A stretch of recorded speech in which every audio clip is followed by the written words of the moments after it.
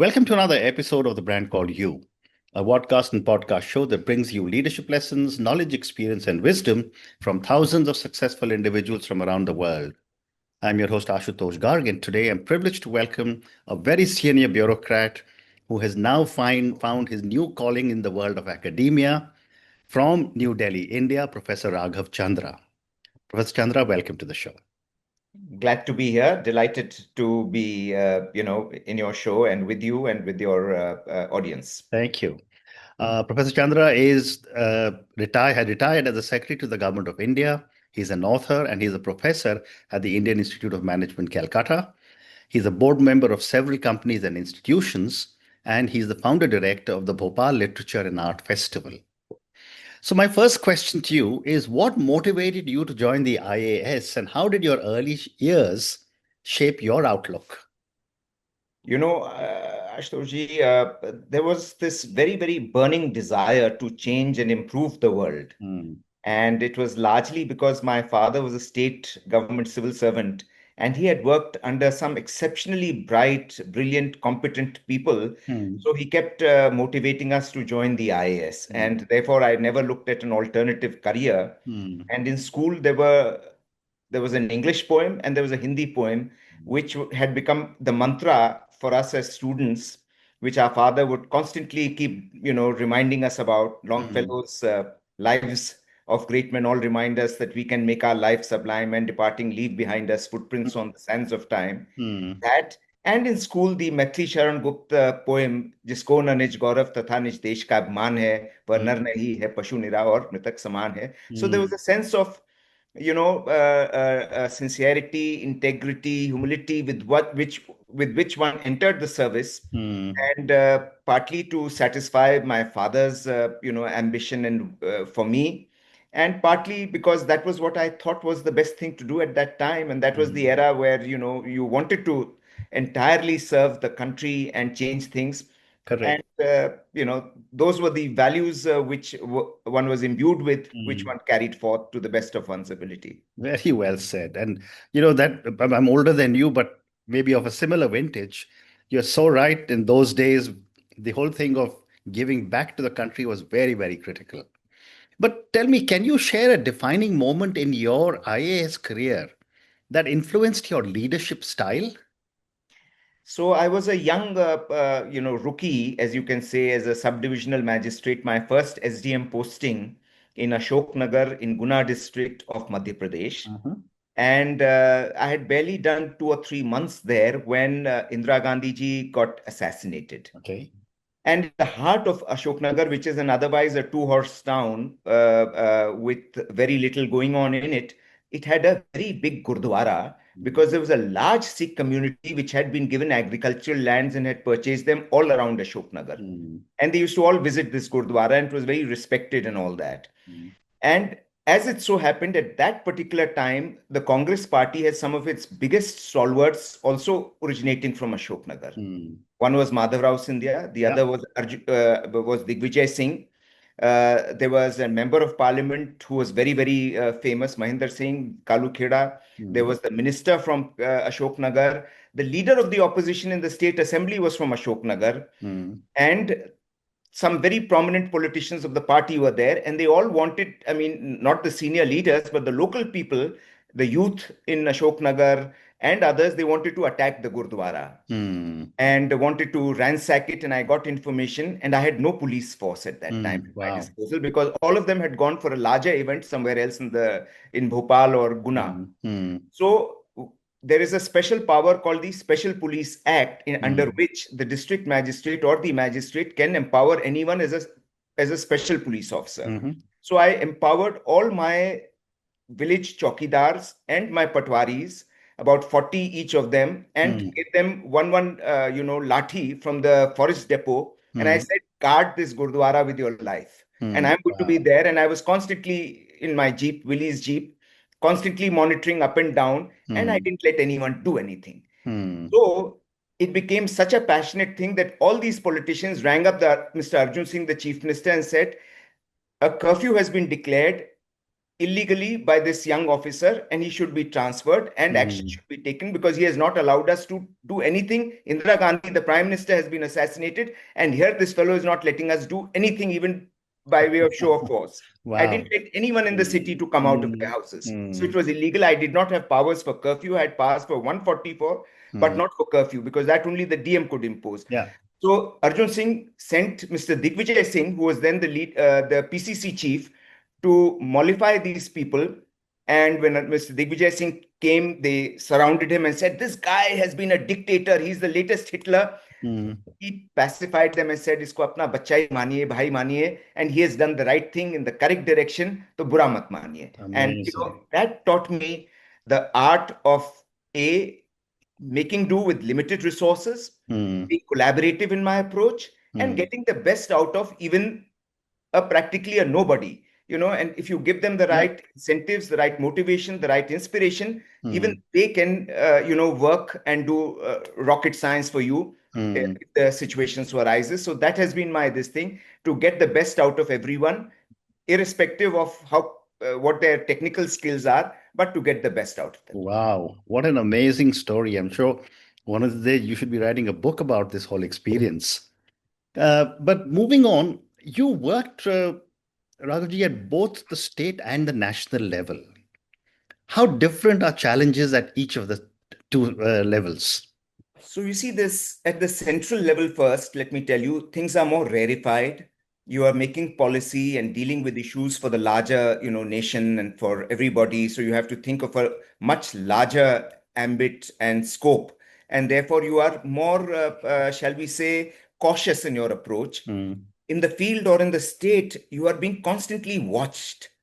And whereas in the center, nobody can walk into your room, no parliamentarian will ever walk into a joint secretary's room, rarely, and Mm. unless he knows that Mm. person well or there is an exceptional matter. But in the state government, you have something like 350 MLAs, Mm. any of whom is at any given time, at least five, six of them are hanging around in the mantralaya or Mm. in any office, and within minutes they can reach you. So Mm. your answerability and accountability is more direct, more immediate. There is an urgency to everything, and you can't turn down anybody. You have to be Mm. exceptionally responsive. And Mm. therefore, when you make policy or when you take actions, you have to be cautious of everybody's sensibilities. While Mm. and therefore it is more complex in some ways Mm. because you can be transferred out if you for instance are abrasive, or if you are extremely stubborn, you can get transferred within an hour's notice. Mm. And it has happened to me Yeah. that you've done a great job and you think you are the perfect man, and Mm. suddenly at 5 o'clock you get a call that evening, "Sir, you've been transferred." Wow. And you have to just lump it and go along to your next job because that's how it is. So state Mm. is, as I said, more direct, more impulse oriented.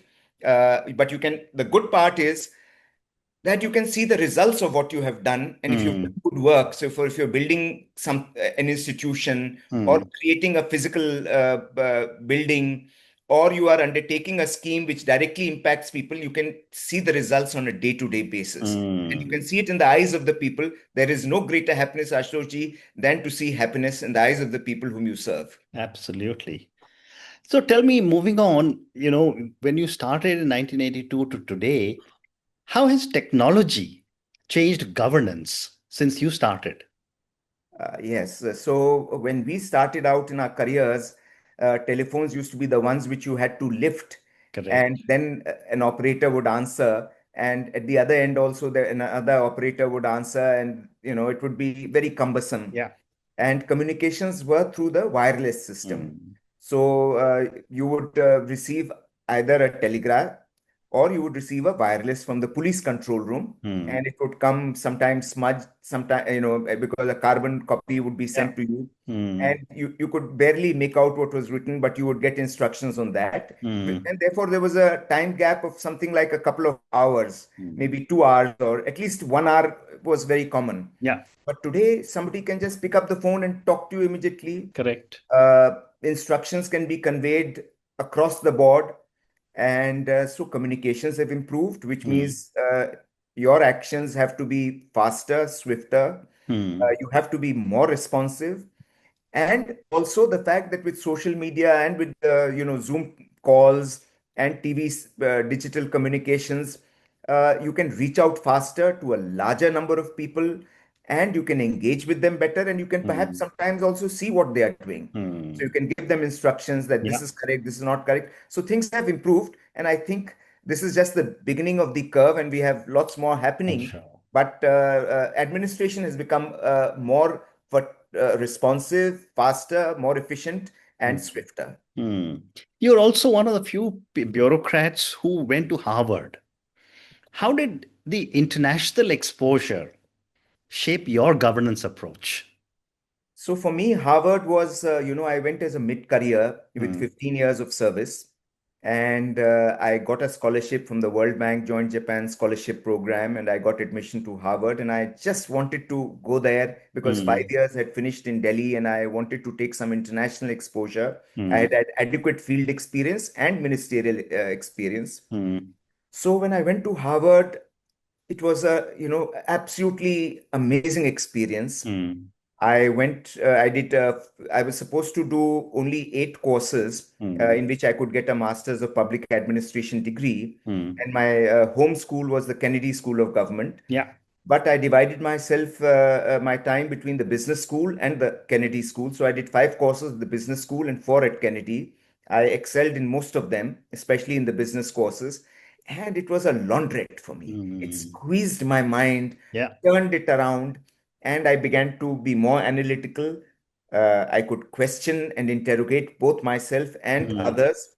And it taught me a lot about good managerial practices and business practices, Mm. especially about service management, where I did a course under one of the world's most reputed professors at that time, James Heskett, who's written a book called Service Profit Chain, Mm. which he talks about the virtuous triangle between the company, the employees, and the customers. And Mm. it was an exceptionally good experience. I wish I could have continued there, but of course, I had Mm. Yeah. limitations. Very interesting. One more question relating to your first avatar as a civil servant, and then I'll want to move to your academia part. What are, in your view, are some of the important skills young civil servants need to develop today? So, Ashutosh, one of the most, important and relevant skills is the sense of empathy for the other person's problem. Mm. And when we talk of ease of doing business, and though India has gone up substantially in various, rankings, however, I still find that people sometimes can be a little callous, Mm. and they don't put themselves into the shoes of the other person. Mm. Don't break rules, Mm. but certainly within the framework, if you can help somebody and assuage his problems and be sympathetic and empathetic to him, that goes a long way in improving people's perception of the not only yourself but Mm. of the entire government. And if Right. government takes a beating, sometimes it is because some of us are not as sensitive as we should be. Correct. That's one. And second is constant learning. Mm. For us as a civil servant, learning can never stop Mm. because we are dealing with new situations. We can be transferred from one job to another. So if I'm posted in urban development, it's perfectly legitimate and relevant and important for me to know about finance, to know about commerce, to know about health, because everything ultimately is interrelated. Mm. And we are there as civil servants to serve the public and to serve them well, and therefore a little bit of knowledge of everything is necessary. So reading, keeping abreast with technology, keeping abreast with the latest trends and developments Mm. globally, not just in Mm. India, and the best practices, Yeah. and ultimately at a personal level, empathy. Mm. Fascinating. Let's now move to IIM Calcutta. What inspired you to transition into academia after such a high profile administrative career? So, see, I've been reading and writing quite continuously. As you mentioned, I've written books. Mm. I've been published, op-ed writer across the spectrum of all mainstream newspapers. Mm. So I read and I write, Mm. and this has been at the back of my mind to be able to, to be able to utilize my institutional memory, my experience, Mm. uh, to educate and to impart it to others, because this this great experience should not be lost. Correct. And I've been one of those unique people who has been across both the social and Mm, economic sectors. mm, I mean, ranging from being tribal commissioner to being secretary of the National Commission of Scheduled Tribes to being chairman National Highways Authority to being a financial advisor. I've been across the spectrum. mm, So there was a lot of knowledge which I thought was trapped inside me, which needed to be dissipated. mm. And I mean, without pontificating, uh, teaching in an institution like the IIM is a great way of passing this on. Absolutely. And I got an opportunity to be invited to, interview for this job. I Mm, interviewed, passed it, and I'm thoroughly enjoying my teaching assignments mm. uh, because I'm a professor of practice, as they say. Yeah, So this, professorship is conferred because of my years of experience yeah. and my knowledge, and I'm able to do that. And I'm happy Mm. that, I was the minimum that number of people who are to subscribe to the course I've designed for the second year MBAs was 30. 75 students Wow. subscribed to it. And Wow. not one leaves my class, though I've given them the liberty to walk out if they get bored or they're not liking. In 6 sessions that I've conducted so far, Mm, everyone has been there with rapt attention and absorbing everything that I have to say, which is mm. a very Fascinating. great feeling. Fascinating. Fascinating. And therefore, a follow-up question for you is how different is it to mentor students versus managing large administrative teams? So, large administrative teams have great complexities, and you have egos, you have different alignments in terms of objectives and vision and Mm, approaches. Whereas with the students, I find it's a relatively more coherent group, more homogeneous, and with a single a singular desire to learn as much as they can and absorb as much as they can out of me. And mm, I'm giving them the liberty to squeeze me out completely. mm, So it's different from, large audiences or large public interfaces where people are sometimes at cross purposes and mm, have different ambitions and objectives. mm, And one faces that as an administrator, one learns to reconcile different viewpoints, different approaches, different desires and vested interests. Because that's most of our life, we've been tightrope walking on that. But yeah. in a class, it's a more free and frank sort of thing. And I do tell them that Chatham House rules apply, and Mm, what is discussed there is not to go out unnecessarily. mm. Great response. And what skills do you believe management graduates must develop to be effective in public policy roles? Yeah, so they must have the entire gamut of skills, of course, technical skills like financial understanding and understanding of economics, both at the micro and the macro level, personnel and human resource management, strategy, operations planning, all that they must have. But increasingly, and Mm, based on my limited experience, public policy has to play an important role in defining and helping them understand how the world runs. And correct. Mr. Trump has kind of shown us all that it is extremely important to be aware of how public policy can influence business Mm, decisions, can influence the level of you know prosperity or losses that companies and businesses will suffer, as we have mm, seen in the case of tariffs and the confusion that it has created, mm, uh, how public policy can influence other secondary factors and trigger of wars, can trigger of other deleterious actions which can influence the success of businesses and companies. And therefore, it's very important for them to also have an eye on public policy to understand its nuances, how it is made. So, my first session has been on how prime ministers and presidents decide to make policy. What are mhm, the personal motivations? What are the endogenous factors and what are the exogenous factors? mm, Compel them to move in a particular direction. mm. Well said. I have time for three more questions for you. You continue to advise companies and you are on boards of several companies. How does this complement your role in academia? So, academia, because these are business school students, Mm, for them it is extremely important to be aware of how companies run. And, they could easily be dismissive about my experience of the public sector. Mm. But when I combine my knowledge of companies and how they operate Mm. and how government functions, then it sort of establishes my credibility further with them, and they are Mm. able to relate the two and understand it better. And Mm. because of my experience of serving on the board of 5 listed companies, of advising startups to scale up, Mm. I'm able to bring in the jargon, the language, and the nuances, which helps them sort of establish their interest in Mm. public policy, and how the two are, government as a referee, as an independent and neutral referee, and the private sector, which is essentially looking at maximizing its profit, how the two of them can be Very reconciled. well said. Great response. Ravji, as the founder director of the Bhopal Literature and Art Festival, how do you see art and literature contributing to leadership thinking? So, Ashoji, the Bhopal Literature Festival is now 7 years old, and this will be the 8th year in January, 9th, Mm. 10th, and 11th.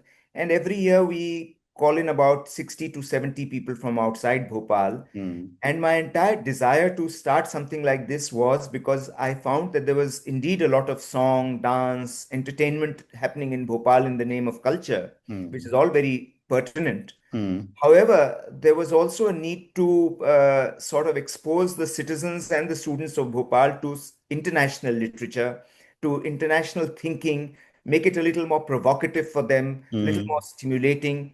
And therefore, we thought of this Bhopal Literature Festival, which is Mm. essentially a mini knowledge kumbh, as I Mm. say. Of Mm. course, that may be a little boastful, Yeah. but essentially to get in as many technical speakers as I can on Mm. diplomacy, strategy, marketing, advertising, Mm. heritage, on political commentators, and Mm. defense has increasingly become one of our important areas to talk about. So Mm. the next session we have, next edition, we have a session on Operation Sindoor and its Mm. aftermath. We have a session on China. We have a session on India's neighbors and Mm. such like. And we always keep environment in mind as a subject to Yeah. talk. So we cover a vast array of subjects. And as a result of that, it is both relevant for me as an educationist, as an academic, and also for students of Bhopal and surrounding areas to learn something. Very interesting. And my last question for you. If you could give one piece of advice to our viewers and listeners across the world that draws from both your IAS career and your world and your experience in the world of academia, what would it be? So I mean, my father had always conveyed this to us, Hmm. that, you have to be respectful to everyone, Hmm. and you have to give at least a little something to society, Hmm. no matter what your circumstances, and you must learn to share and be good to people around you. Hmm. So there's this famous line which he asked us to always memorize. Siyaram मैं subject jani, karaho pranam, jod yukmani. That means Very nice. everyone is God. God is in everyone. Be Hmm. nice and pleasant to everyone. So that's Amazing. my Amazing. And on that note, I just want to say what a fabulous conversation this has been with you. Thank you for talking to me about your own incredible journey with the IAS. Very seldom do I meet such a senior IAS official who's so modest. Thank you for talking to me about your journey with the IAS. Thank you for sharing some amazing experiences. And thank you also for talking to me about your journey as an educator at IIM Calcutta. Thank you thank you. again and good luck to you. Thank you, Ashutosh. Thank you for listening to the Brand Called You videocast and podcast, a platform that brings you knowledge, experience, and wisdom of hundreds of successful individuals from around the world. Do visit our website www.tbcy.in to watch and listen to the stories of many more individuals. You can also follow us on YouTube, Facebook, Instagram, and Twitter. Just search for the Brand Called You.